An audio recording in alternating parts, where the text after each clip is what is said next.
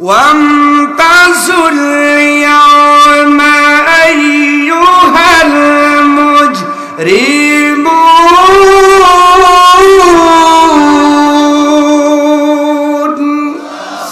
আল্লাহ কহার নাম ধারণ করে সব পাপীদেরকে আলাদা করে ফেলবেন।